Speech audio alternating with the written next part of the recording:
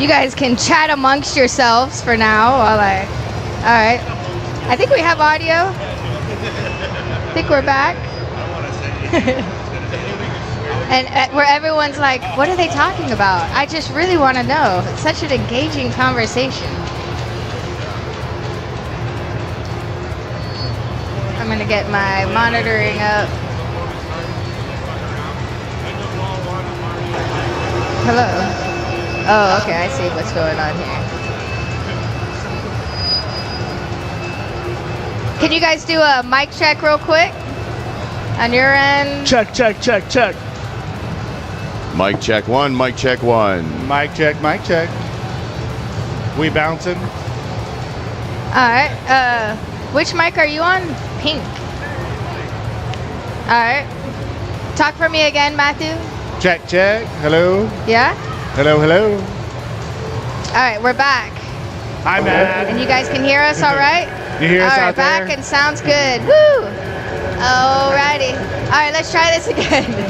So on the stage we have with us, from left to right, Matthew Talley from Lynn's Arcade, Adam Lamb with Rewind Arcade, Mikey Jacobson with Bad Penny, and Gar Nelson from the Garcade. Thanks again for joining us. These are awesome arcade owners and operators from across the country, and we're just gonna talk everything business, arcade owning life. Recently joining y'all, it'll be a great conversation in this. So let's start with you, Gar. Can you introduce yourself, when you opened up your arcade, and a little bit about what you have going on over there? Sure. So first of all, my name is Gar Nelson. I'm the owner of the Garcade. We're located in Menomonee Falls, Wisconsin, just outside of Milwaukee. We opened back in 2017, so I've owned the arcade just a little over 6 years.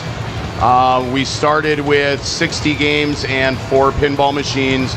We're now up to about 220 games, including 45 pinball machines on free play. Yeah, that's pretty much it. I don't know if anybody else. My name is Mike Jacobson. I'm half owner of Bad Penny Pinball. We opened 10 months ago and we're in St. Paul, Minnesota. We have 36 games on the floor, and I'm the main mechanic for all of them.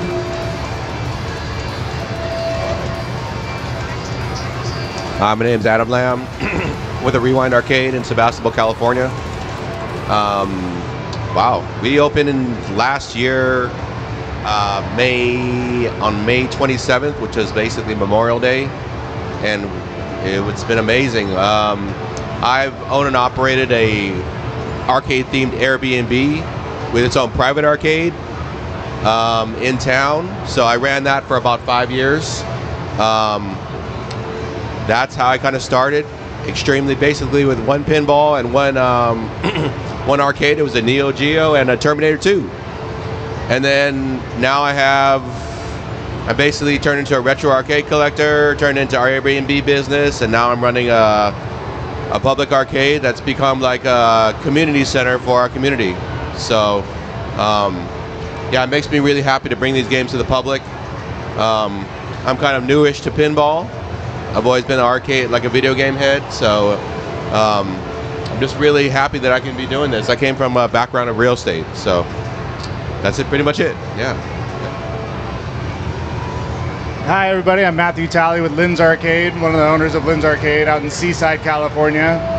We have 38 games set up on free play at our arcade.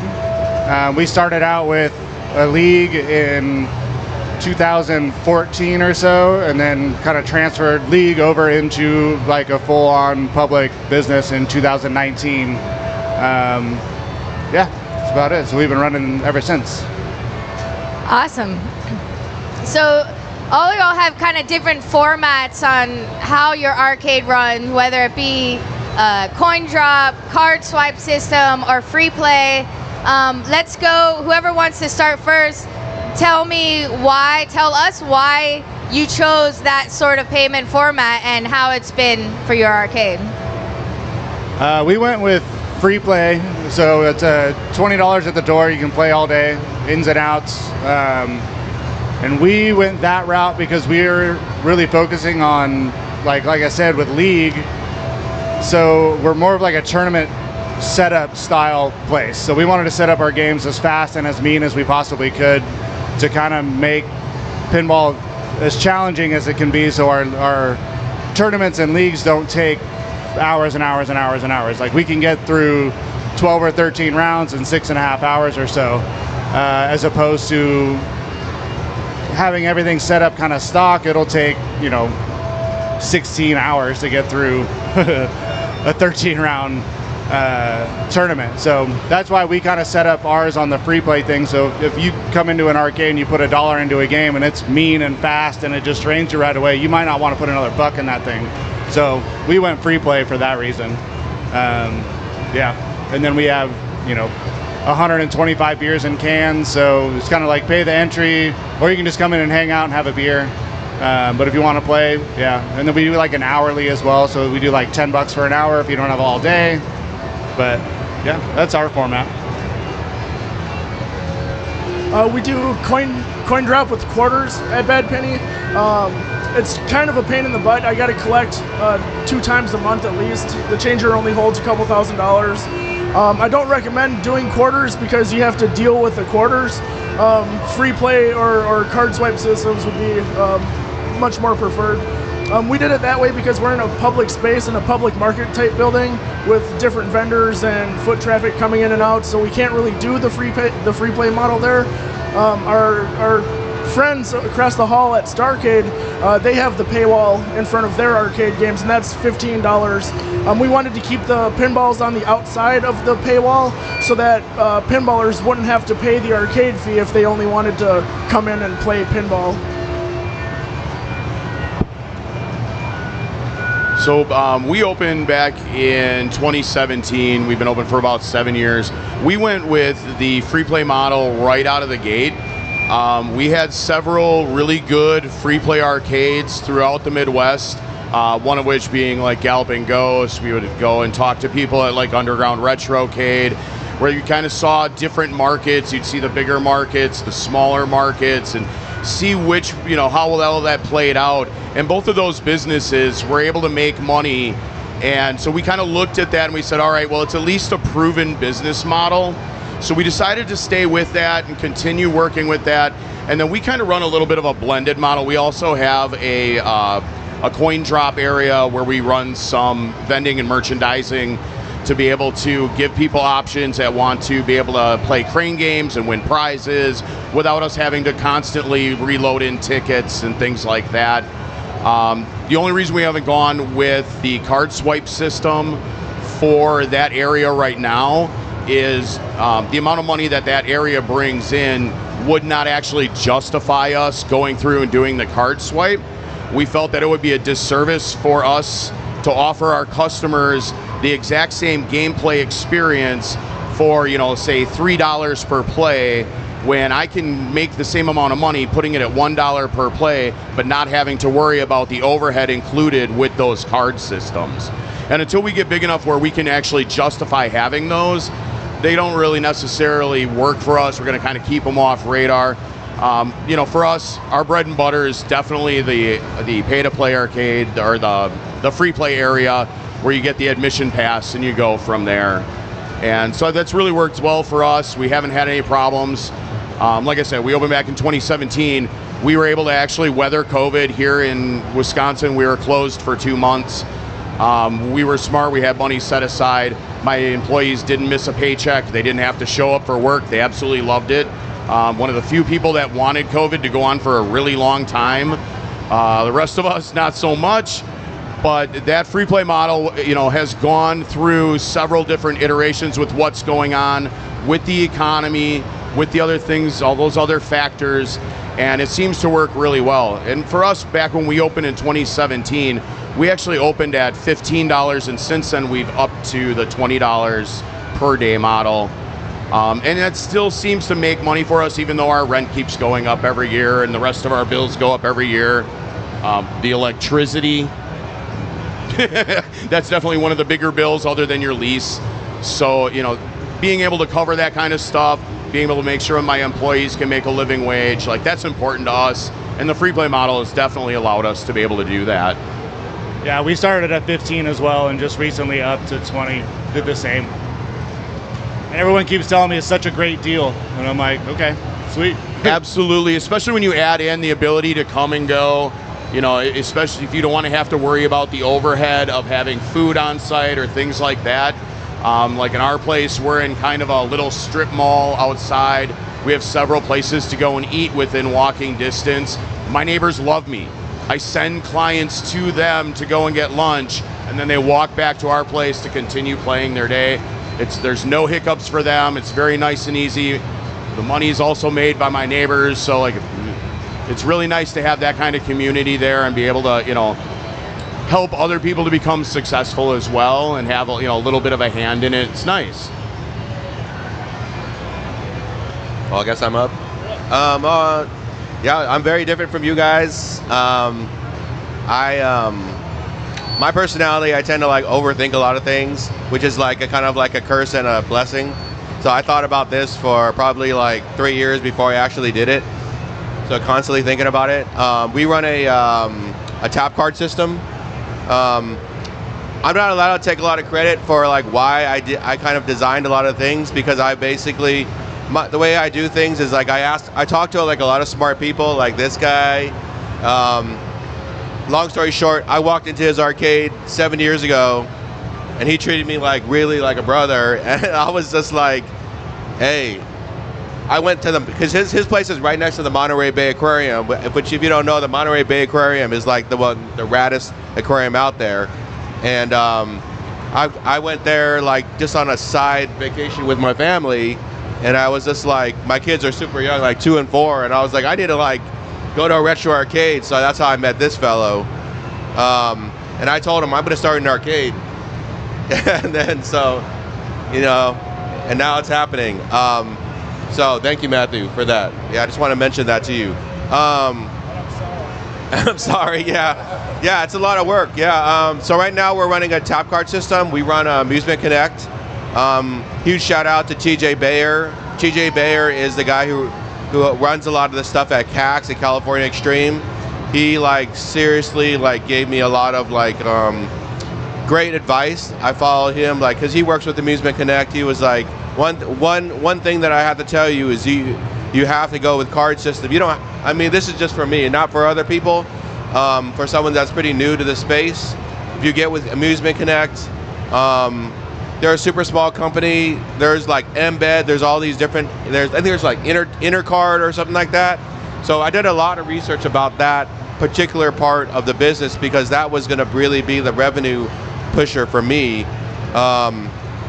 So we do that now, and that's basically, I would say that our arcades probably make around 70% of our total revenue right now, which is pretty crazy because we sell beer also. On the beer side, do you want me to talk about the beer stuff too? Okay, so the beer side's pretty crazy because I work with this other vendor called Pour My Beer. So Pour My Beer is like a tap card system for a self-pour beer system. So basically, all you need to do is you show your ID, you give up payment. We don't take any cash because I don't want to deal with any cash. Most of our stuff is digital. So they just drop a card. A card is saved on the tab, and they pour by the ounce. So every time they go in there, all they do is they have that beer card, and then they pay by the ounce. You're not allowed to have unlimited beer, even though a lot of people are like, oh yeah, I can drink all the beer I want, right? But there's a ABC. It makes these systems, they work, everything's through software, so they can count how many ounces. They're tapped at 32 ounces until they're reauthorized on the beer wall again. Another reason the way I do the things I do is because there's no way. I'm a father of 2 kids. My kids are 9 and 11.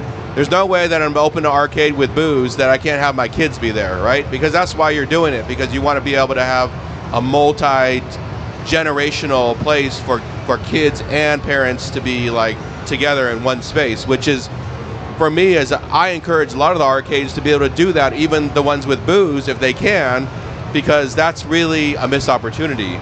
You know, I see a lot of people opening a lot of arcades out there, and I'm like, no, you have to get these, keep the families together, because I see like, you know, like guys who have arcades in here, I can see like a 10-year-old child playing with a 44-year-old dad, and they're having equally amount as fun, you know. And it's just like, that's just an amazing for me to see.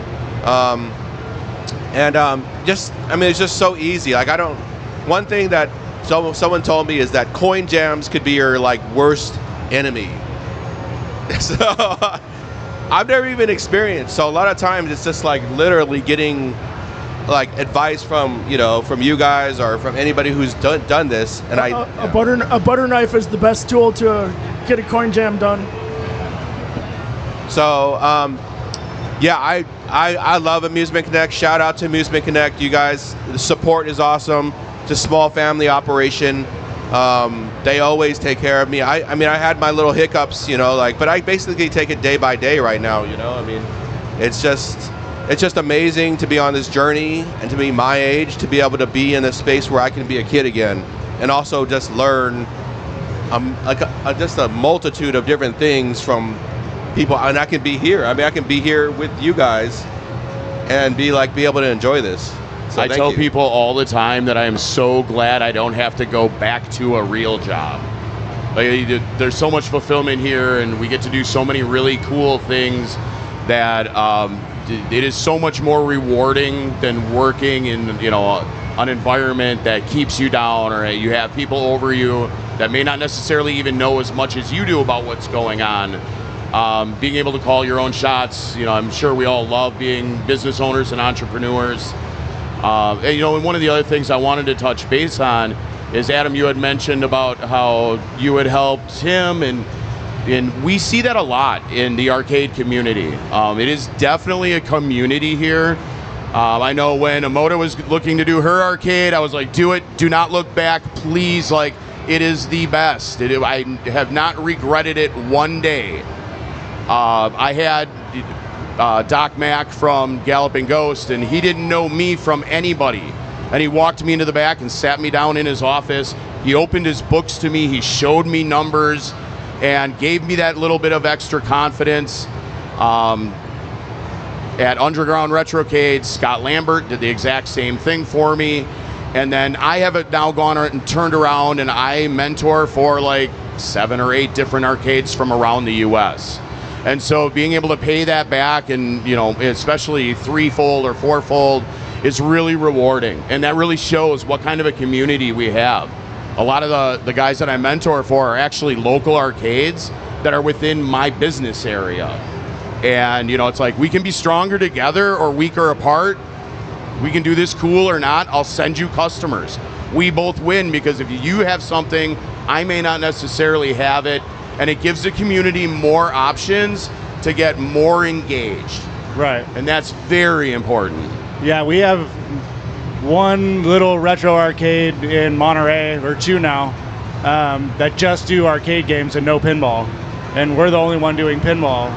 So getting more, a lot of people at Lynn's were worried about them opening up. And I was like, why are you worried? I was like, more gaming means more people are going to come here to game. There's only 3 places in Monterey County that have gaming. We need more of that, so when people come down, they're gonna hit all the spots. It's like, when I go to a spot, or I go to a city, I'm gonna find every spot I can and see all of them. I'm not just gonna go to one arcade and camp there all day. It's like, I'm gonna go look around. And I can tell you for a fact that, if the games were more readily available, like a lot of the classics and things like that, I can bet you pretty much every guy at this table would open a second location without batting an eye. We are literally limited to the availability of the classics that are around now. And for a lot of us, we started out as collectors that just had really big dreams and wanted to take a chance. And so that collector side really pushes through in what we do. And like I said, it does the community. And we would totally open a second location, but it's hard. It's hard. It's a lot of money. Hard. And pinball is not cheap anymore. No, not at all. Sorry guys at Marco. Yeah, there is not a single pinball machine that's cheap. The ones that are cheap, you wind up spending a ton of money working on them or buying new parts or things like that. And so, it's a big investment, and it may not necessarily be the biggest payoff, I'm sure we all at least can pay our bills, which is great. But none of us are going to become Rockefellers doing what we're doing. It's definitely a labor of love. Like doing what we do to like keep games running and keep the community going. It's because we love doing it. Like there's no other role. Yeah, you're not going to get rich. It's the best. It's super great doing this stuff. We're almost stewards of these games, you know, because they don't make classic arcades anymore. They don't make TV tubes. Like these things are, once they're gone, they're gone. We have to do what we can to make sure that everybody gets a chance to play them. You have another question, or should we? Yeah, I was just letting you guys roll with it. This is great conversation. Okay. I mean, I can still go. I mean, Yeah, I don't disagree with that, but I also, for me, is like for, you know, coming from what I do, my goal is to really change the space in arcades. Long story short, I grew up in a bowling alley in San Francisco on Haight Street. And my stepdad was the bartender. I can't tell you how many Shirley Temples I drank at that bowling alley. But I tell this story to a lot of people, is that, you know, it's like when I basically had free amount of tokens, and they had an Addams Family and they had a Terminator 2 there, and that Addams Family kicked my butt every time I was there, which was like PTSD. So I was always like, forget this Addams Family. I'm going to go play Centipede, and I'm going to play Joust, and I'm going to play Pac-Man, all these things.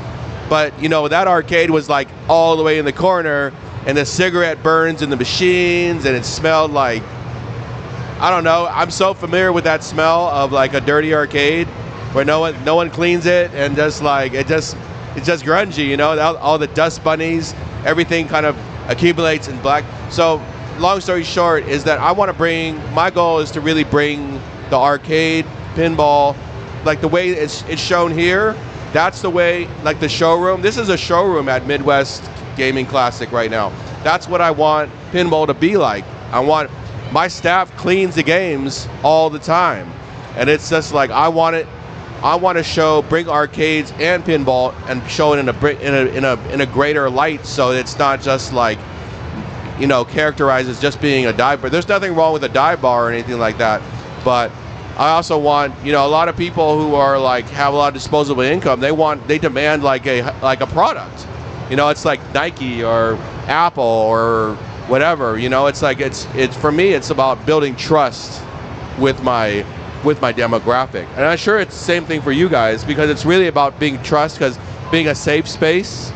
You know, that's what a lot of people say to us is like, I feel happy to be in your space because I feel like confident that this is safe for my family to be in. You know, there's everything in every little space in my arcade has a purpose, which kind of says something about myself and about my OCD-ness. So, yeah, I mean, it's just, and I really believe that arcades and pinball, like, this is just the beginning.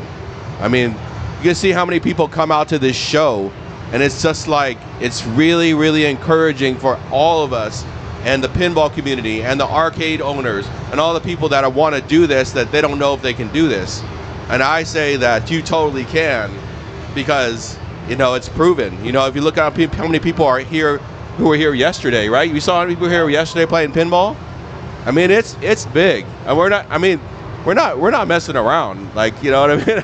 I'm not trying. The attendance to the show this year is just crazy. It's fantastic. You know, Adam, I wanted to say that one of the things that I really liked about your stories, you talked about how you're engaged with your kids and you want to have your kids on site with you. And it's the same thing with us. We don't do alcohol, we don't serve drinks. It's just soda and candy and light snacks. And I did that because for the exact same reason. With me starting as a collector at home, my kids grew up with an arcade in our basement, and they thought it was a very, very normal thing. And I remember my son going to his first sleepover and coming back and being like, "Dad, they don't even have an arcade in their house." And I was like, this is not normal. He's like, all your friends have arcades? Like, okay, look, this is not like how normal life really is. But being able to do that and being able to, you know, have your kids engaged at a very, very young age and have them see your business, and especially how much happiness it brings you, it is very cool. And, you know, I look at it on a day-to-day basis. Like, I serve families, I serve parents and kids. We encourage people to play together. That goes back to that community that we've been talking about. And, you know, it's fantastic that you can do that with your kids. And really what that's doing is that's ensuring business longevity for all of us. Because if you look, like, I was playing games, you know, I'm 50 years old. I've been playing games in places for 40 plus years. And I have kids out here that are standing on stools and they are learning to play pinball for the first time. And that means that at some point in their lives, because their parents took them to an event like this or took them to a place like ours, and they found so much joy in doing it, that they will have nostalgia. And they'll be telling their kids about how crazy it was that these games had these glass tubes on the TVs, and they were curved, they weren't LCD, and they looked fuzzy. And, like, you know, that's what we want. Yeah, exactly. But it's fantastic that we can, you know, impart that onto them, and we can find that as a way for us to really bond with our kids over something that we all really enjoy. And, you know, this is not going away. This is a multi-billion-dollar industry, gaming all the way across the board. You know, so it's great for us. People ask me, you know, where do you see yourself in 10 years? And I tell them, twice as big. Yeah, my son is a better pinball player than me. I'm just gonna let people know. He is really good, and he's only played for like literally like 3 months. So, I mean, that's why. Yeah, exactly. Kids, you get kids coming to your place. Those kids suck up pinball. They can just come in and just be way better than anybody who is a 40-year-old who can be like playing for just like years. Because those kids will just suck it up and just like kick butt. Yeah, we have I believe Aria's like 7 or 8 maybe, and she plays in ladies league and is like picking it up so quick and starting to win and beat the older ladies in the league, and they're looking at me like, who is this little girl beating us at pinball right now? And I'm like, yeah, she's a sponge, man, watch out. I was like, she's coming for all of you. She's so awesome. Very cool. So we heard from some of y'all, but what was like your driving inspiration to opening an arcade? Because like you were saying before, and we'll get into it, it's a lot of freaking work to make it happen. So I know, Adam, you know, with your kids and family and wanting that family environment, but like for you, Mikey, why did you get into the operating business, like, you know, put the corporate life aside to perpetuate arcade culture? Like, what's your inspiration on that? So I started collecting pinballs about 3 years ago or so, like kind of during the pandemic. I got my first game right before the pandemic started, which was totally awesome because I kind of beat the price jump there for the pinflation. But I ran out of space pretty quick, and I needed someplace to put them, and I didn't want to put them in storage. And what good is a game if it's cooped up in a basement somewhere? You know, like I want people to play these games. We go for games that aren't around anywhere else in the Midwest, and that's kind of our driving force, is to get the weird games or the rare games in there, like stuff that people haven't seen before. I just want to share the games with everybody and have them play them. Like that's my favorite thing, is to bring joy to somebody else with this machine. Awesome. How about you, Matthew? What inspired y'all?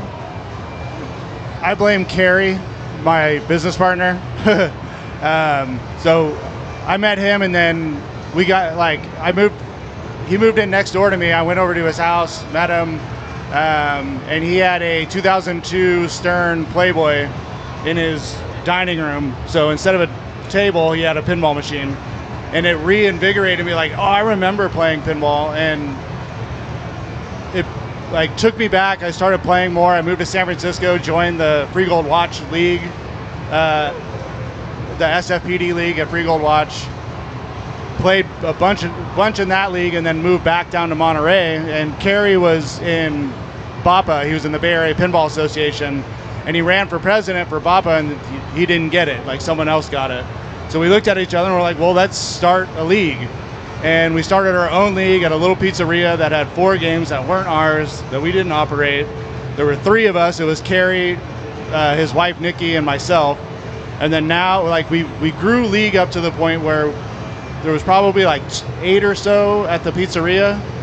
and then the games broke, and like a rubber would break off, and the balls were getting stuck, and we couldn't play. So we asked the operator for the key so we could fix it, and he said, "No way, you're gonna steal my quarters."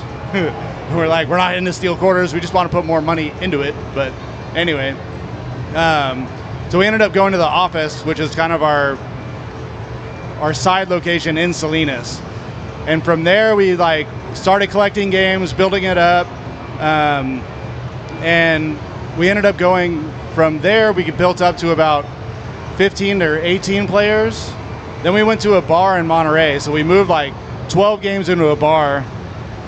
Talking to the owner of the bar, we had a little cut system with him in the quarters. And so we did league there, but then we realized like it's 21 and over, and we wanted the family thing back. Like we wanted so Aria wouldn't be able to show up and play in league. So we ended up moving back to the office, and we would do like 3 days a week. We do like Monday, Wednesday, Friday, and it was just a public place. Like people would throw $10 at it just to like come in and play, and we kind of like tracked everything. So we had a sign-up sheet at the door, making sure like we saw how many people came through every day. And by the, we ran that there for 5 years, probably 4 years. And so we started looking at numbers, and we're like, okay, well, if we had this many people every day or X amount of days a week, we could actually have this as a business. And then we added, we're big craft beer heads too. So Kerry's like a major craft beer head.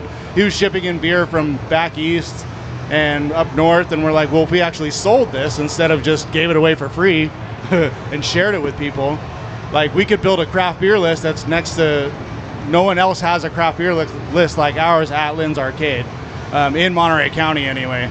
So we kind of combined our two passions into a business model, poured over a business model for 3 years while we're at the office in Salinas, and tracked numbers, found an investor who was a league member, and Sneha's our main big investor that put the most money into it.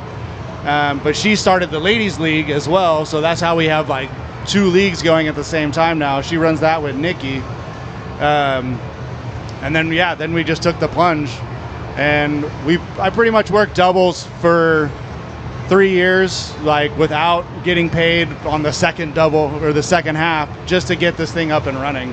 Like it was very grassroots, very shoestring. And then we got to the point where I could finally quit my day job. And like now I just work at Lynn's Arcade, and I maintain all the machines, and order all the beer and stock everything. But we have, Nikki's working there with us now, and we have a couple we only have like 3 other staff members. So it's very small. But we're rolling. So I still blame Carrie though. Awesome. Gar, what was your inspiration to starting up the Garcade? Love of the people right back over there. No, so we, my business partner and my wife, so we wound up, I started out, like I said, as a collector. I wound up going back to college late in life to learn a new career. I had worked for a brewery for several years, didn't see a whole lot of longevity in that. It's very hard on the body, it can be very difficult work. So I went back to school, I got a degree in IT, electrical engineering, went into the IT field. I got into my first job in IT, and one of the guys that I worked with, I got to talking with him one day, and he was like, yeah, I work on pinball machines and jukeboxes, and it's kind of my hobby. And I was like, you have pinball machines? He's like, yeah, we got a couple of them. And I'm like, you can own those? Now, mind you, I'm like 30 years old, and I'm like, you can own those? And he's like, yeah, it's just a machine. And I was like, you can own those. Dun, dun, dun. And it became like the worst situation possible for a little while, because it was like all I wanted to do was buy games, get more involved, start an arcade in my basement, and the thing just kind of kept going. And after 15, 20 years working in my career, I got to a point where there just wasn't any job satisfaction in IT and working in a heavy corporate environment, and I wanted something different. And I had always kind of wanted to do this arcade thing, and I had the big pipe dreams, and eventually I was like, I think we can do this. And I talked to my business partner and my wife, and I said, I think there's some feasibility here. I think we could actually make money. I don't know that we'll make a ton of money, but we could probably make the place pay for itself and at least, buy games for me. So win-win. And so we decided to open the place up, and, I was going to work a full-time job, still do the tech side work for what we do and get the machines and things like that. And my business partners helped me to run the place on the day-to-day basis. And the goal was to just kind of do 2 jobs for a while. And within 6 months, I had to quit my job because my business was doing well enough that I had to be there to work on the machines and pay attention to what was happening. And we were just pouring through so many people. And it was a really great way to start. I got to meet a lot of really cool people. I got to meet a lot of the arcade collectors through trade shows like this. And we did for a little while, we were doing arcade meetups, where we go to other people's arcades that lived in the area and check out what they had. And, it was funny because everyone would show up and we'd grab a couple of beers and we'd go and play a machine, and about 20 minutes into it, we've got a machine opened up and tore apart, and everybody's gathered around we're gonna fix this tonight. And it became more than just, playing games together. It became this, we're gonna solve problems, and we're gonna have this group of friends, and everybody's gonna host a party periodically. And it was a really cool way for me to get introduced into what we were doing. And so when I wound up opening my business, I had tons of local guys that were in my corner rooting me on and helping to share out that we were open and promote us to friends and family. And that's been really great. And that's how we got started, at least. It's been rewarding. It's been fun.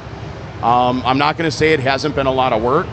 For the first 5 years, I worked 7 days a week. I would put in 8 to 12 hours a day.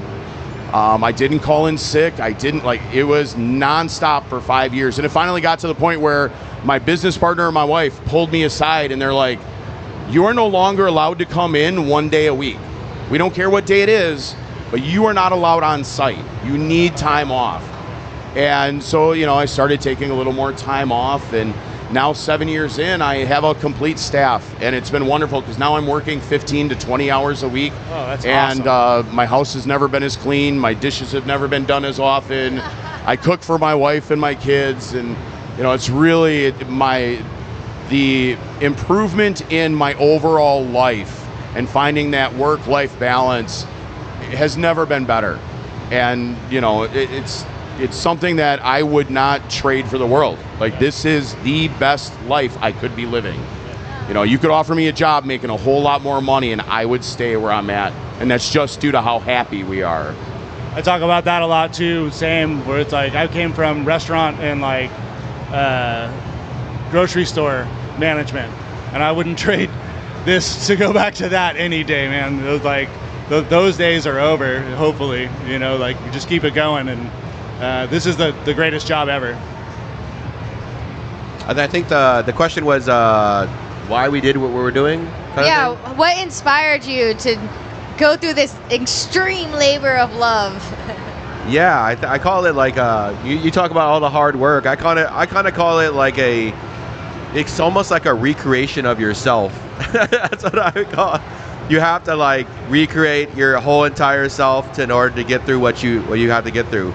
The biggest challenges for me, first of all, the thing that inspired me was really Matthew.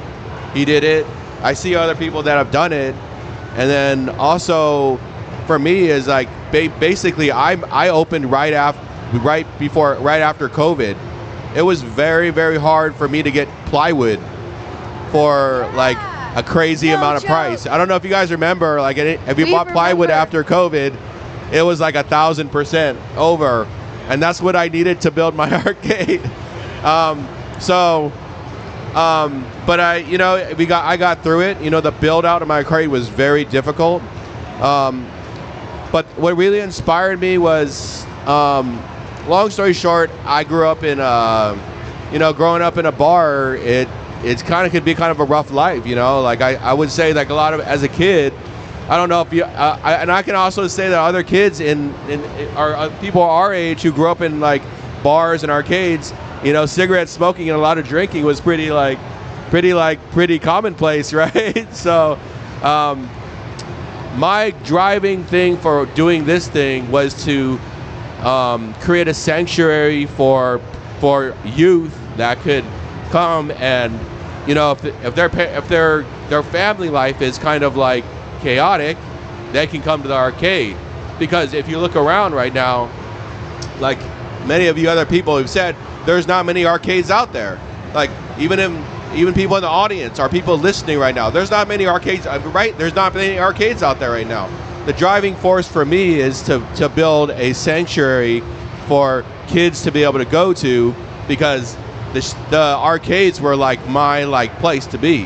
When something was ever happening at home, there was a lot of stuff happening at home growing up. I mean, you know, but that's what made me who I am, right? I mean, we got our punches, we got our lickings, right? So I really, really do this because it's the same thing as like why I do things for my family. Why do I want to be the man I want to be, or the parent I want to be to my kids?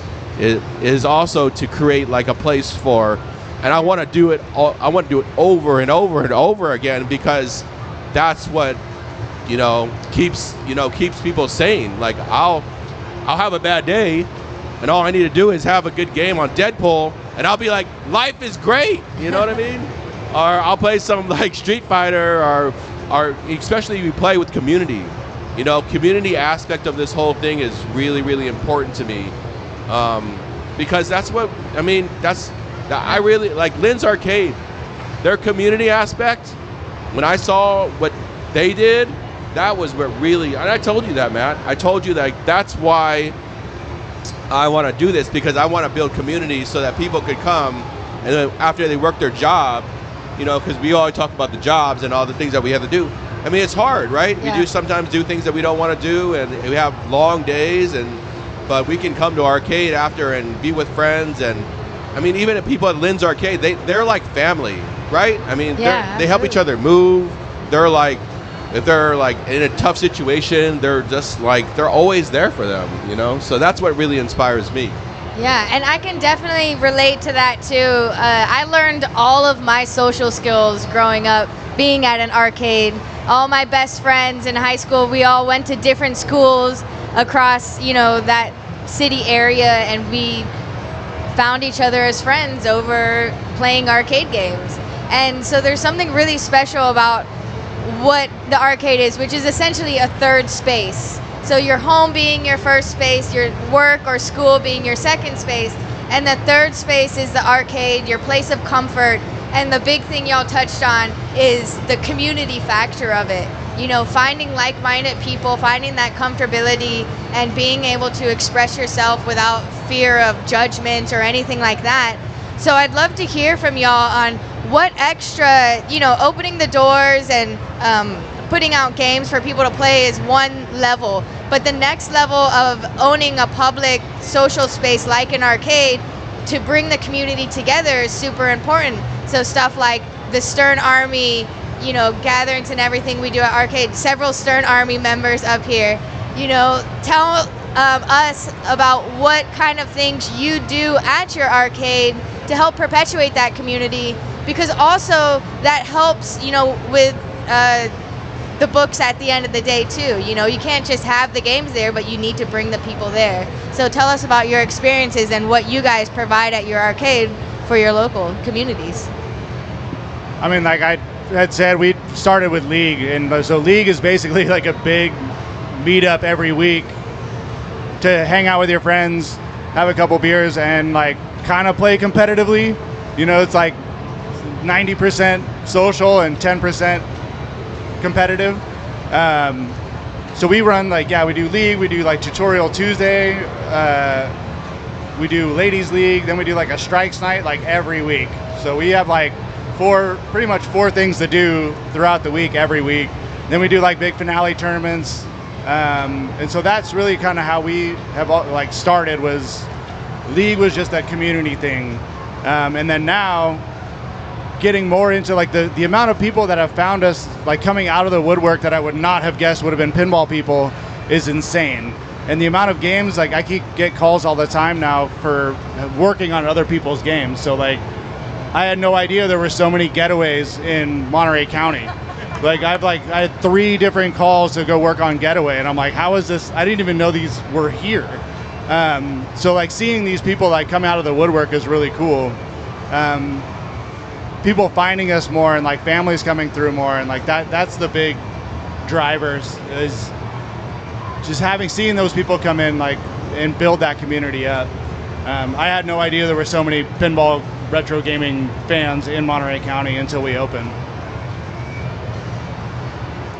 We do a weekly Friday tournament on 3 Fridays of the month, and then on the following week we do a big Saturday tournament once a month. That one's during the afternoon. That one runs a little bit longer because we're kind of going for the most IFPA points for that one. It's from about 1 p.m. until 4 or 5 p.m. And then we also do a Monday night traveling league, and that one's recreational. There's about 10 different bars or barcades in the city that all participate, and each venue has their own team, and then every other week we're either home or away, so we get to go and visit all the other locations in the city. There's about 10 people per team, up to 14 people, and then at the end of 10 weeks we do 2 weeks of playoffs to find out who the winner is. It's super casual, it's really fun, you get to meet everybody else in the city. The thing about our tournaments that's kind of interesting is that the crowd changes from week to week. We get about 30 people on average, but every week it's like a different 30 people. You know, if we had everybody come out on the same day, like it would probably be like 80, 90, you know, maybe over 100 people. That part is cool, and we're kind of off on the east side of the metro area. So the people on that side don't really get out over to the west side. Like I didn't even know a lot of these people were down there, you know. There's people that come to us that don't play anywhere else as well because it's closer for them. The community and the people are great. That's one of the favorite things about pinball is just the people who play. You know, for me, we tend not to do a lot of the tournaments. We originally tried it. It didn't work well. It tend to, because we're a free play arcade, we wound up having a lot of conflict between the tournament players and what we fondly refer to as the squares. And we realized that literally the majority of our business model was catering to the squares. We would do the tournaments and we actually took losses on them. Like they did nothing for my business. But one of the ways that we did find that we could affect the community the best is because of the way that our arcade is set up, and we have so many games that are on free play, we wind up doing like severely discounted rates for school groups. And we'll have between 75 and 150 kids come out. They get a locked facility for 3 hours. The chaperones come in and they just go wild. And a lot of these kids, you know, especially in large cities like Milwaukee, they've never experienced this. They've never seen a pinball machine in the wild. They've never seen arcade games other than the consoles that they have at home or the phones that they have in their pockets. And so being able to have those schools come out and experience, you know, give the kids this experience to be able to try something like completely new, it's fantastic. You know, like I said, it leans back to that business longevity. I always joke that, you know, you gotta work it like the cigarette companies, like hook them while they're young, like, you know, but it's a poor joke, but you know, to some degree it's true. Like we want to get these kids and we want to get them involved in what we're doing and show them that, you know, you don't need to be stuck in your phone or staring at a computer screen by yourself. And one of the other things that we think is great is, you know, these kids walk in and all they've ever really done is play consoles. And when you play consoles, you have a headset on. And there's a certain amount of anonymity where you, like, nobody knows who you are. And you come to my place and you start talking smack, you better put up or shut up because you're going to be put in your place and they're going to know who you are. Yeah. And it's, you know, it's great. You know, they're you see these kids and one of the kids starts taking to a game and they draw their friends and like, I'm going to kick your butt. It's wonderful. It's really cool to see. I'm going to take that note about the discounted school thing. Take that back. Yeah, you know what? A lot of businesses have done that. That's one of the things that when I mentor the businesses that I work with, I offer that as something that they can do locally. And what it does is it started out with like our birthday parties. And what would wind up happening is you would have a kid that wants a party there and they'd invite a bunch of their friends. And then one of the kids would be like, this was really cool. And a month later, they're coming back and booking a party. And it was like, okay, this is neat. Like, we're seeing the positive side of this, and we're seeing that repeat business. How can we do that better? And so we started doing it with the schools, because we knew that if we could look at Apple. Apple is a great story from a large business. They were nothing back in the 1980s. They took a massive business loss to put Apple IIe computers in all of the schools. And let me tell you, how many kids do you know today that buy Apple products? Yep. Like 95% of them. It is unreal. And so when you look at those large businesses and what they did, and you try to figure out how can I leverage that for me, and the schools was a great way for us to do that, because these kids are coming out and now they're going home and they're being like, Dad, I played this game called Pac-Man and it was so cool. And Dad's like, I'm gonna show you how to play Pac-Man. And then they come out together, and that helps to give us more repeat business. And so from a business standpoint, like, nurturing that community, especially at a young age, really will pay off long term. We see it now, we have seen it over the course of 7 years. It's not gonna go away. Going along the same lines of discounted rates for kids groups, we do discounted rates for Minnesota Adult and Teen Challenge. It's a drug recovery program, so they need sober things to do throughout the week, so they'll come to the arcade and we'll put the games on free play and stuff and give them discounted rates into the Starcade, so they all have a blast. You know, like, a lot of those guys are single dads with previous or current drug issues, and they need something to do with their kids. Like, they don't know how to be fathers, so their program brings them to the arcade to have them figure out what to do with their kids, you know, give them something to do on the weekends when they get home or whatever. It's great, and that's super fulfilling to do stuff like that as well.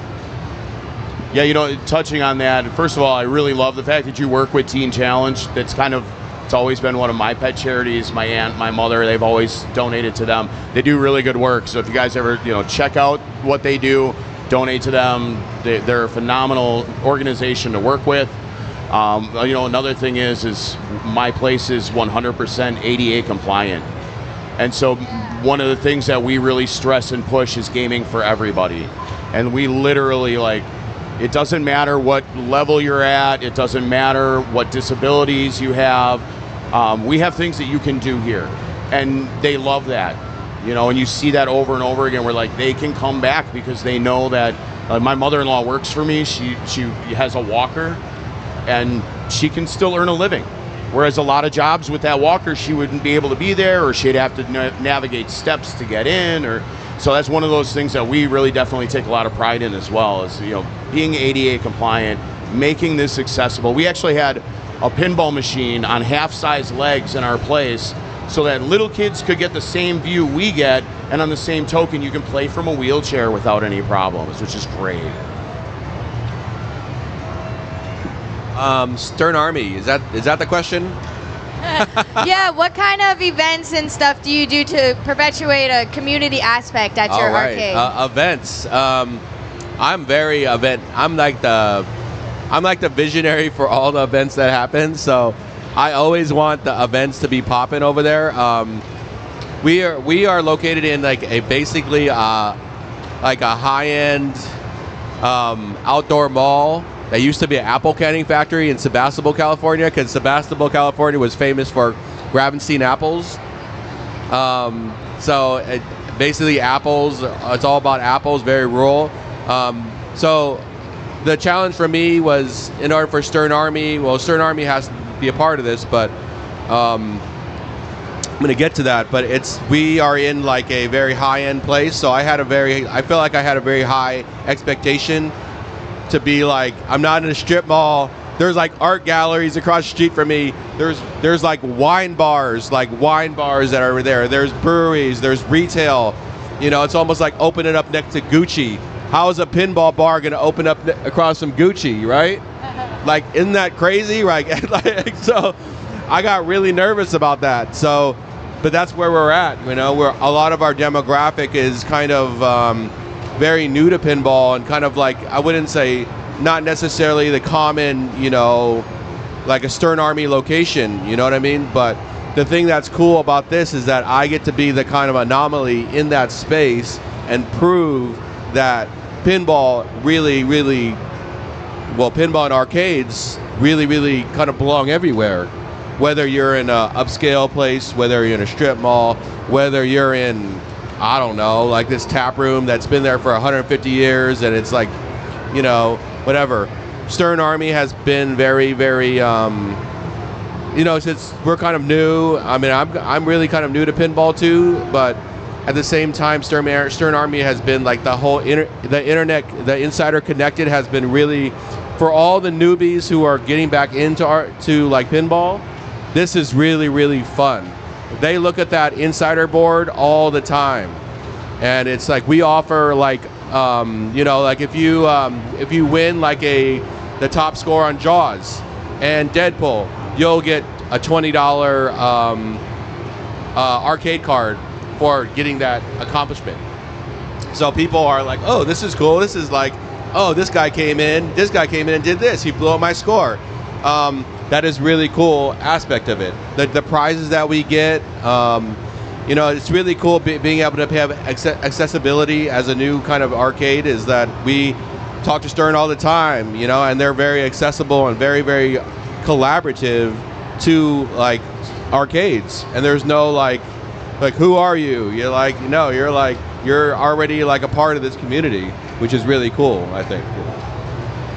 Yeah, we absolutely love the Insider Connected. While we don't do the tournaments anymore, so we're not as active in Stern Army, but we were able to still continue to leverage Insider Connected. In fact, that actually plays a role in us buying machines. Like, we were looking at what they were doing with Venom and being able to have the characters and to build them up a little bit. And, we're seeing a lot of really positive feedback on that. We're seeing a lot of people that are registering for it the first time at our place.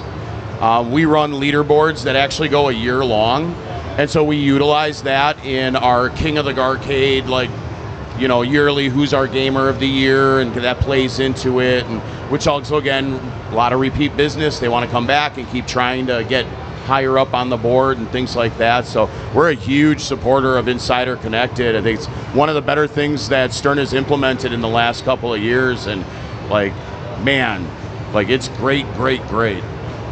Stern Army has been a really cool,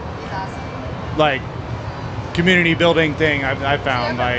Michael Grant does a great job getting everyone together at this shows. So if you're part of the Stern Army, you're able to go to the bar and hang out and get a beer and meet other arcade owners that are in the Stern Army, and that's a big community building thing. And then the tournaments are super fun.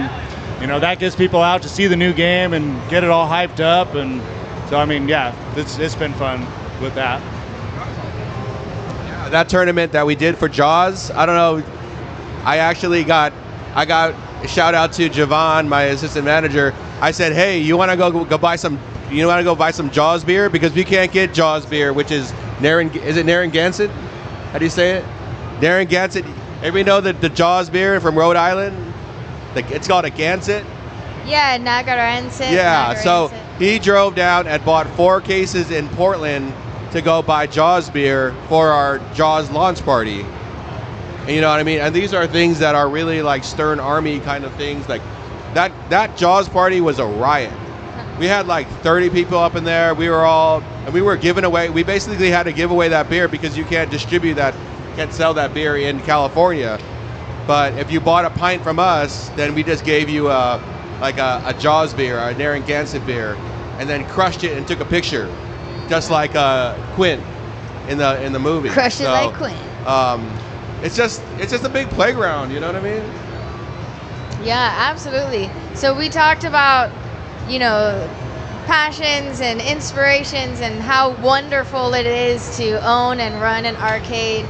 But let's get a little bit into the challenges that y'all face running an arcade day to day. Is anything in mind pop in your head of this is some of your biggest challenges you face?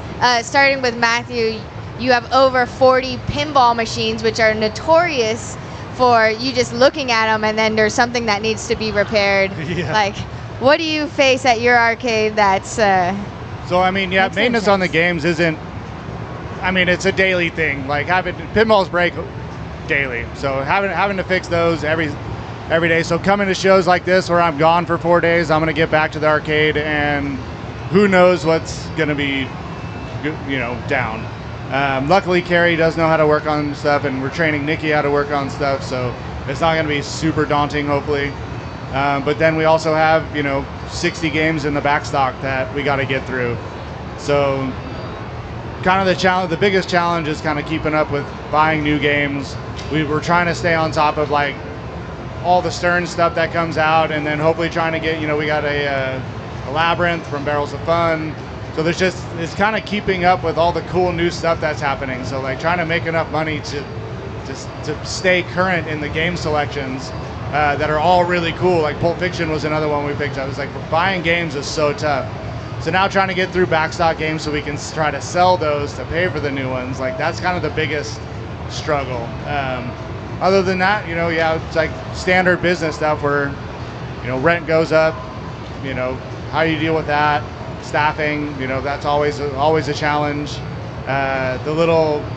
Since we do sell beer, we do get, some drunk interactions at the bar and at the arcade, and you got to deal with that. And since we are a big family, pretty much, like there's the family dynamic that comes out where like, Aunt Sally's over here drunk again, and you're like, oh God, okay, got to deal with that real quick. Or, John got all mad at this guy, and so you got to deal with that little stuff. But other than that, like, there's not a whole bunch. Mostly it's just keeping up with new games and buying new games and rotating out games and figuring out what to sell, because every one of these games that I work on is like my child now, where I'm like, I love this game so much, how do I get rid of it? But I have to get rid of something. So like that's kind of the hard part. Luckily, we have a lot of people that are in the community that I know where that game is going, and I know the person that bought it, and I know I can still go and play it. So that's pretty cool. But yeah.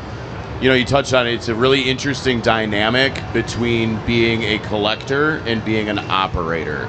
And you have that collector side where you get very possessive, and you have the operator side where it's like, this is just meant to make me money. This is nothing but a tool. And trying to find that balance in between, especially coming from a collector's background, is definitely one of those things that you have to learn to get over after years. It takes a while. Yeah, we have like a dialed in that I'm thinking about selling, and everyone's like, no, and I'm like, I have to. I'm sorry. Well, one big question, going just kind of segue into that collector and arcade owner, was that, I went to CAX last year, and I got so many people. We opened up. When did CAX happen? CAX is like in August? August. Yeah, it was August. Like August. So we opened May 27th, and everybody was like, I went to CAX, and everybody's like, oh, you're the owner of the Rewind Arcade. And everybody was like, I want to do what you're doing. I have a collection of 50 home use only pinballs. I want to do what you're doing. And I'm just like, well, first of all, what you're going to need to do is you're going to need to change that whole mindset. You're not a collector anymore. You're a business owner. And all you're trying to think about is how to get people to spend more money on those pinball machines, and to get over that whole thing that these games are going to get played, and not just going to be like, it's not how many plays there are. Like you have to be ready for them to get thousands of plays on them, and that continue it to act like an investment instead of necessarily just being something that you just keep in your garage. That's a huge psychological thing to get over. I don't know if you guys agree with me on that. Yeah, that whole tough skin mentality. Like you see the kids walk up and they start machine gunning those flippers, and it's like, okay, it's $20 for your admission and it's $22 for a new coil. How do we balance that out? But you're absolutely right. That you got to grow that thick skin in order to be able to deal with what's going on, because nobody wants you yelling at their kids. Yeah. We had a little kid. He was probably like 7 years old, 8 years old, and he's over there and he's like shotgunning the flippers, like bam, bam, bam, bam, bam. And one of my bartenders, B's, super sweet lady, walks up to him and he goes, have you ever tried cradling and like holding the ball? And he looks up at her and goes, sometimes you just gotta go for it. And she's like, all right, I lost that fight, like whatever.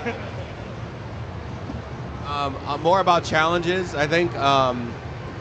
I think for anybody who's starting the thing up is like financial challenge, not knowing what it takes to get going, not knowing what to spend money on.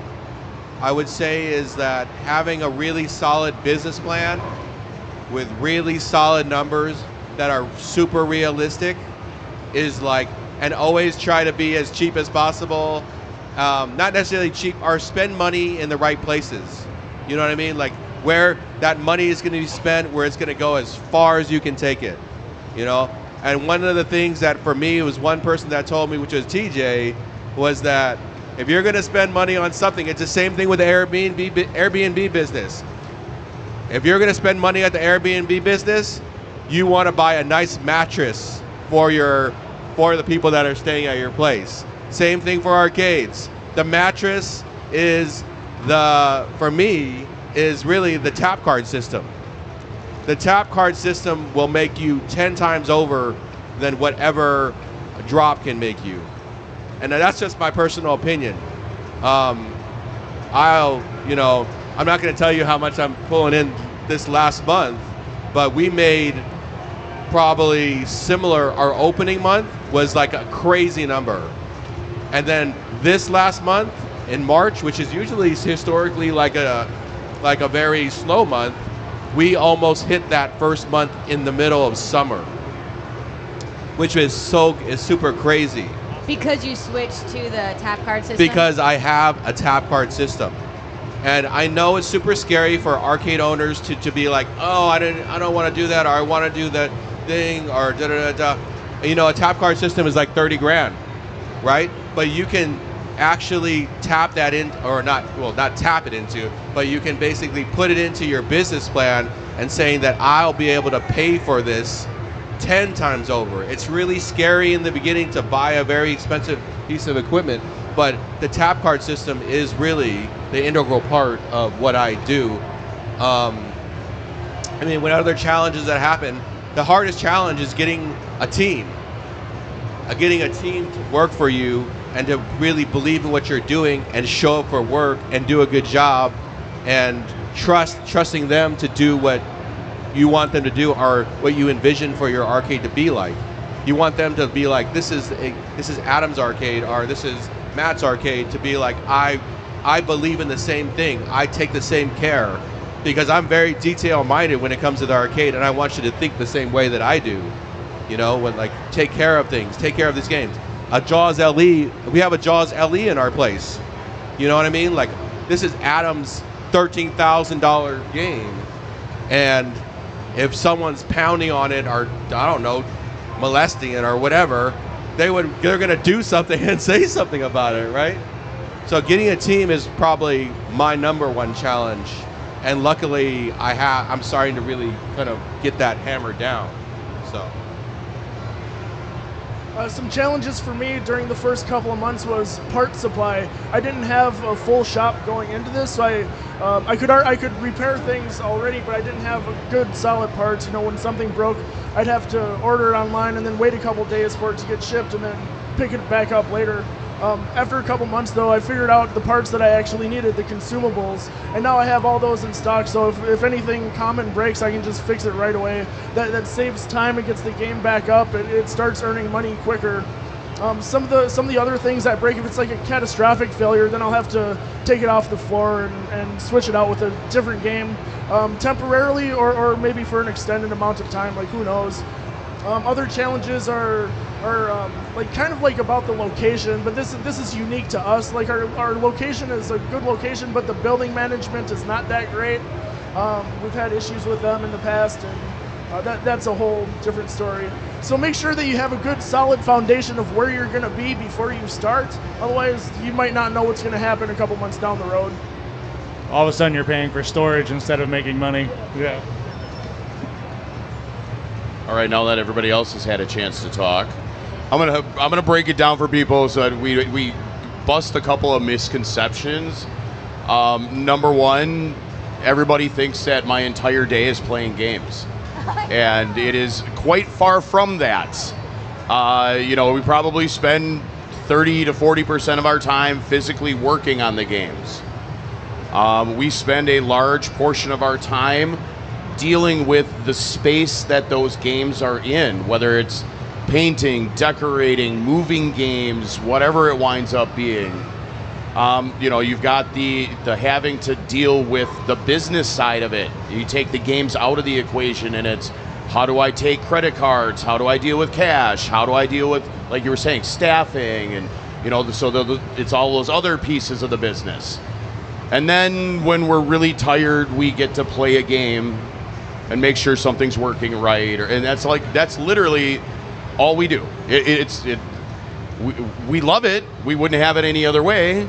But we do not spend 100% of our time playing games. It is not the dream everyone thinks it is. I love when people ask me, like, do you play a lot of pinball? I'm like, I play test a lot of pinball. Exactly. And half the time it's one ball. And the only time that I really get to play is during the weekly tournaments. That's my time off to play. Yeah, I mean, the challenge is, like, I just keep on telling people, I encourage people to really do these things and not think about all the challenges. The people that are, the question is probably talking about the challenges, because you want to talk to the people that are really wanting to start an arcade, right? That's what we're trying to do. Really, I mean, I have a buddy, Ryan Dunn, that's here, who just, I talked to him like at 5:30 a.m. in California. He's in Sacramento, and he came over he goes, I'll be at the airport in an hour, and I'm flying over to Milwaukee to go to this show. And he came down in an hour, but he's going to start a place in Sacramento. We've been talking about, all these other people. I'm very collaborative. I'm trying to tell everybody that they should start their own arcade, because this is something that our community needs. But at the same time, there is a multitude of challenges. I say that it's good to just talk to as many smart people as possible before you go and do these things. Don't go and do these things and make any mistakes that people have already made already. You don't need to do that, because you can just basically ask people to do those things. Challenges for me is also, like you said, like games. Games are super expensive now. You know what I mean? But I'm going for a premium location. I have 3 LEs on my floor. I have a Jaws LE, I have a Bond LE, and I have a Venom LE. How much money is that right in those 3 pins? Can anyone do the math? No, thank you. Right, so that's $39,000 right there. So 13 times 3. Am I okay with that? Yeah, and that's kind of crazy, right, for a pinball machine, right? So that's challenging. I mean, that's one of my challenges. Awesome. If anyone has any questions from the audience or in the chat, I did have one question come in. This one's for Matthew, but feel free to add to the conversation. From Shellslock asked, for Lynn's, when these machines are set up so hard, that's what y'all are known for, the machines play mean, you put lightning flippers and super bands on everything, people come out crying, but a lot of times what I've experienced, it's tears of joy, so anyways, they're asking, for when the machines are set up so hard, are there other pinball places in the area where beginners can learn to love the game? Or really, the way I'd like to spin it is, even though your games are hard, how does that change the type of people that come to your arcade? I think you're still welcoming to beginners, yeah? We like to say, our games are mean, but the hospitality is warm. We're there taking the same pain from our games as y'all. So it's like, we're not just picking on people, we're picking on ourselves as well. And a new player, someone who doesn't really play pinball, and they come in and they play this game, they're not really going to realize that the lightning clippers on there make it more difficult, or the super bands on there make it more difficult. They're not even really going to know that the game is set up harder. But we are there to coach them through the games and show them the shots. And I have a perfect example is one of my guys who joined League finally, but he would just come in just to drink beer because he loved our beer selection. He was like, I can't find this beer anywhere. And then eventually I finally got him to play a game with me. And then now he's picking it up faster. He's learning games. He has questions every day. What am I doing on this game now? What's the rule set on Deadpool? What's the rules? And he's picking games that he's asking me a bunch of questions about and growing and learning as a player. competing on Thursday night strikes, competing in league, and now he goes to public locations outside of the arcade and realizes how a stock game is set up, and he's like, oh, and he's like blowing up these games outside of Lynn's arcade. Then he comes back to Lynn's and he trains, and then he goes back out and he finds a game in the wild again. And you know, you can come to a show like this where the games are set up stock, and you can beat them up pretty good. You can get really high scores. You can almost like double or triple your score from Lynn's on a game that's a route game, and they just like blows their minds. So it is kind of like, you know, a lot of people call it the dojo, where it's like you're showing up here to train. But when I have my league players or anybody who comes in and plays our games all the time go to a tournament outside of us, they set the games up a lot like we do, so it's not a surprise anymore. So they don't show up to Indus being like, wow, these games are super mean. We're like, oh no, this is like daily operating procedure. You know, like this is how we play. And so kind of gives us a little bit of a competitive advantage, not really, but like at least you're not surprised when you go to a bigger event. You know, I don't know if you guys know the history on this, but back in the day, in the early 1980s, operators came back to Atari and they were saying, you know, these kids are coming in, they're dropping 25 cents into an Asteroids machine, and they're playing for hours and hours on end. This can't happen. And so in response to that, Atari came back, and one of the things that they said is we need to design our games moving forward to play for 3 minutes. And that's all you should really get out, because it's enough for you to get satisfaction, it's enough to get you hooked, but it's gonna be so hard that I'm still gonna be able to make money. And a lot of guys, especially when you're doing coin drop on your pins, the only way you're gonna recoup the money on a $10,000 pinball machine is to make it play a little brutal. And I don't know about you, but one of the things that I've always learned is the best way to learn is trial by fire.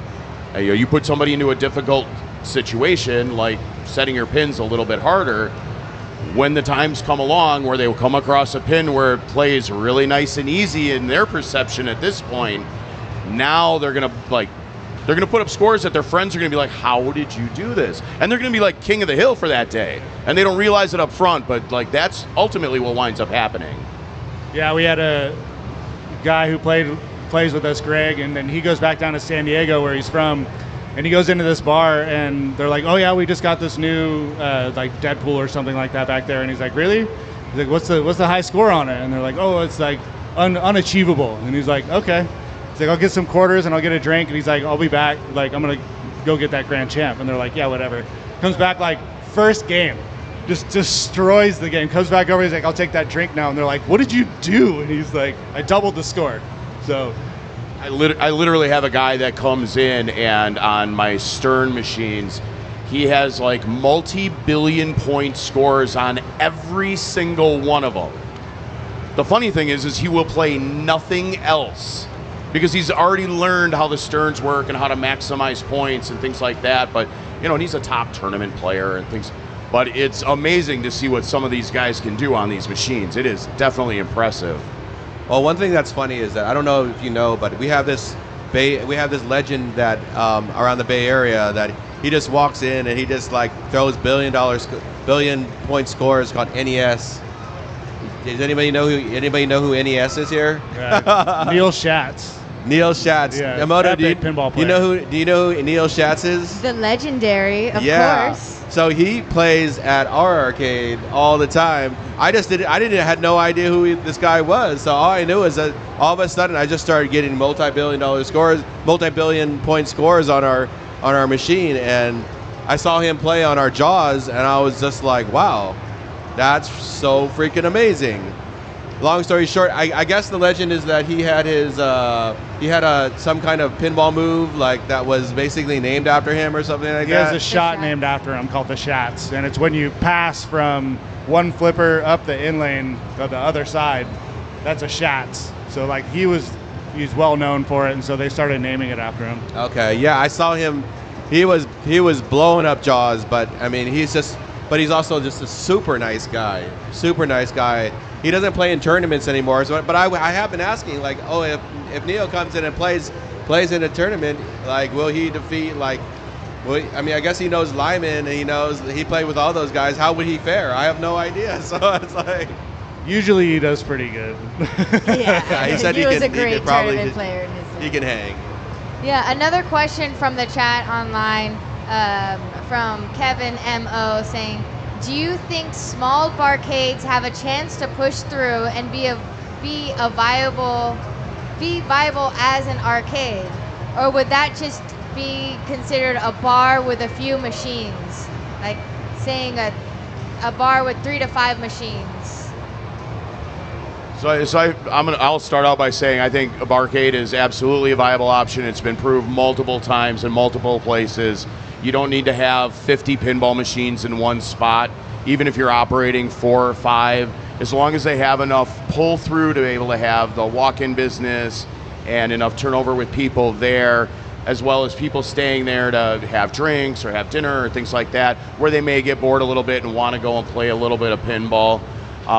Will you make $1 million doing it? Absolutely not. But you can absolutely get to a point where your machines will eventually pay for themselves. And I mean, for a lot of us, that's the goal. It's, we don't need to make a ton of money. We just want our business to pay for our machines rather than me go to work and then have to shovel out for them. And so I think it plays a big part of it. Yeah. As long as you keep them maintained, keep them playing, the biggest heartbreak is showing up to a bar that you searched out on pinball maps, and we're like, oh my God, they got 3 games, like sweet, I'm in this one area that has this pinball desert, and you show up and like the left flipper's broken, you're like, ugh, man, it's like the reason I came here was to play. So as long as your games are playing, yeah, I've gone to spots where it's just one game, but there's like nothing else anywhere, and it played, and I was like, thank God. It's like I got my fix, I put a few bucks into it, I had a couple beers, had a great time. But yeah, like barcades are great, like especially in areas where like if they don't have anything else, people will find you if you have well-working games in a good establishment that's clean. Well, the question was like, will small markets work? Yeah, like if you only had 3 or 5 machines at a bar, would that still work as a businessman? Well, I don't know. A twofold question for me was that where we're in a very small town in Sonoma County, like it's an hour north of San Francisco. We also have many feeder communities that come off to our spot. I think it will do well as long as you don't have a lot of things competing with. Like you should look on Pinball Map and say where my spot is here, and then be like, okay, like there's no competition. I want to be in a spot where there's no other competition, and then it will be a viable space. I mean, that's what you're looking for. I mean, the place that has the biggest competition for me, I don't know if it's competition. You probably wouldn't say it's competition, but Scandia. Scandia is like my biggest competition because they used to have 20 machines there at one time, but now they have like 10. But at the same time, you have one guy working on like the batting cages and the cars. I mean, pinball machines take a lot of maintenance and a lot of time and a lot of money and a lot of care. It may not make sense for some people to be pouring a lot of maintenance into those things. And So I I'd guess say yes. part of the question comes down to what do you consider successful, or Right. what's your benchmark? Right. Like I said, is it a matter of, are you just trying to be able to have your machines buy more machines for you? Are you involved? How does the payout work? Like, are you Right. getting 50%? Is the location getting 50%? Are you getting a portion of the beer sales? Can you leverage that where you host tournaments in that location so Right. that you can get a piece of that beer sales? And so it literally comes down to the finer points as to, whether or not it will work and what your benchmark is for, yes, have I succeeded? Yeah. Because that can be a really wide open question. I mean, we have 2 small craft breweries in the area, and we have 2 games in each of them. And we worked out, it's like, we have them at 50 cents a game. And it's like, we have to take 100%, man. So it's like how you work out with whatever location you're putting your games in. Are you the owner of this bar, or are you just putting 5 games in it? Something to work out with the bar owner is like, if you want half of the coin drop from this, then I'm going to charge you half of the parts bill. So you'll see how much money I'm making. And it's like, I'm not making a lot. I'm just trying to pay for this game. So if it breaks down and we need parts, then you get to split that with me if we're going to split the take on the games. Or I can maintain them myself, keep them going 100%, and I get 100% of that. You have a feature in your bar that's going to bring people in. So it's a lot of negotiation. It depends on, where you go, how you work it out. The thing too about doing small installs like that is if you get multiple of them, you have to drive around and go collect from them all.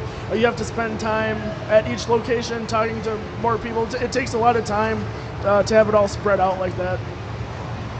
Awesome. Well, thank y'all so much. One last question to go around to each of y'all. If we were an aspiring arcade owner or operator, what's the biggest point of advice or direction you could lead us to? I got this one. I do this all the time. I tell it every time I have somebody come up to me and ask me like, "Hey, I want to do an arcade. What do I need to know?" Open your doors, because as soon as you open your doors, you're making money. Until then, you are just you're guessing what's going to happen. You're going to waft back and forth. Should I? Shouldn't I? If I wouldn't have opened my doors, I wouldn't have had money coming in. And that's literally, don't get hung up on all of the other pieces. I've had guys that are like, well, I can't do it right now. I'm still working on getting the machines going the way I want. And I'm like, okay, what's wrong with them? And well, we're still in the middle of painting them, putting side art on them. And I'm like, you've got to be kidding me. Please, no. No, no one, I have a huge arcade. No one sees the side art on my machines. But if your controls work fantastic, if your monitors look good, the machine is presentable from the front, no one's going to know the difference. And in fact, I get tons and tons of compliments that my place is so nice and this and that. It's like, you see the paint flaking on the side of that machine. You see how it's sitting just a little cockeyed because the bottom is waterlogged. They don't know. They don't care. And so, I tell them, I'm like, don't focus on all this other stuff. Make sure the games work and get your doors open. Start getting money coming in, because once you got that money coming in, now you can do other things. You can always fix things on the fly. You can always change your business plan. I'm sure all of us have tried things that have not panned out the way that we thought, and you're going to see that. And those aren't failures. You're just trying things. Don't get so ingrained that you're going to force it to work. Those are the sorts of things that I tell people that want to get started. Yeah, be open to learning from mistakes. Like Gar was saying, it's like you're going to mess up, you're going to make mistakes. Don't worry so much about it. Just move forward, learn from it, and keep going. We started out being like the only way to get into the arcade was to pay the entry, even though we had 100 beers. And we're like, well, wait a minute. If we just let people sit at the bar and have a beer, we're still making money. They don't need to play pinball. It's like you can just sit down. I was like, okay, let's change that completely. And then my biggest thing would probably be to say, just don't stop. Keep going with your dream, push hard, and open your doors. Yeah, like Gar said, it's like, just get there, man. Don't stop. Keep going. And be prepared to hustle. Hustle, hustle, hustle, hustle. Yeah. You're gonna work really, really hard for a while. We're still working hard, and we're open for 5 years. So we're still trying to learn and grow, and we want to double what we have now. So we're pushing as hard as we can. I would suggest to have a passion for it. If you don't like video games, or if you don't like pinball, don't do it. You got to like these games that are in your arcade if you want to be successful. You got to treat them like your own. The other thing is to be a good member of the pinball community. If you don't have a community, then build one. Start running tournaments, start hosting things, start getting people in there. Those two things will make you go all the way up.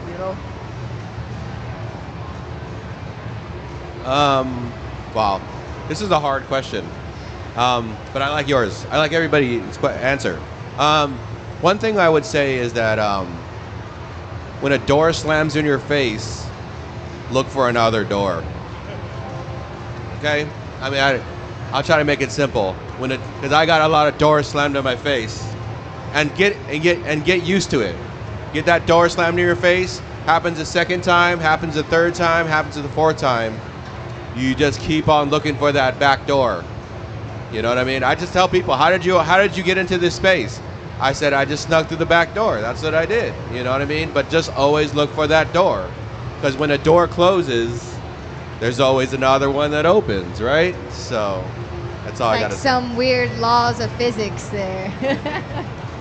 Awesome. Well, thank you all so much for joining us. We appreciate all of your contributions to Midwest Gaming Classic this year, previous years, and years to come. And until then, we'll see you all next time. Goodbye, goodbye, goodbye. Thank you all.